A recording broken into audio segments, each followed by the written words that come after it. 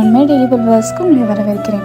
ஆமாங்க, நம்ம வாழ்க்கையில் நம்ம நிறைய நேரம் யோசிக்கிற காரியம் என்ன தெரியுமாங்க, எனக்கு எவ்வளோ கஷ்டம் வருது, எவ்வளோ துன்பம் வருது, ஆனால் நான் ஆண்டவருக்குள்ளே எவ்வளோ உறுதியாக இருக்கேன், ஆண்டவருக்காக உண்மையை நடக்கணும்னு சொல்லிட்டு நிறைய காரியத்தை செய்கிறேன். ஆனால் எனக்கு ஏதாவது ஒரு வியாதி வந்தால் யாராவது உடனே சொல்லிடுறாங்களே, நீங்கள் இவ்வளோ ஆண்டவருக்கு உண்மையாக இருக்கீங்க, இவ்வளோ ஊழியம் செய்கிறீங்க, உங்களுக்கே இந்த கஷ்டம் ஆண்டவர் உங்களுக்கு கொடுக்குறாரு.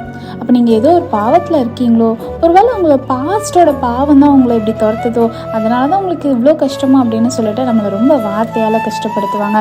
ஆனால் வசனம் சொல்லப்படுது, சங்கீதம் 34:19, நீதிமானுக்கு வரும் துன்பங்கள் அநேகமாக இருக்கும், கர்த்தர் அவைகள் எல்லாவற்றிலும் நின்று அவனை விடுவிப்பார். அதனால் அவங்க வாழ்க்கையில் எவ்வளோ கஷ்டம் வந்தாலும் நீங்கள் ஆண்டவருக்காக உண்மையாக இந்த காரியத்தை நடத்தினால, விசுவாசத்தோடு இருக்கிறனால நிச்சயமாக ஆண்டவர் உங்கள் கூட இருந்து விடுவிப்பார்.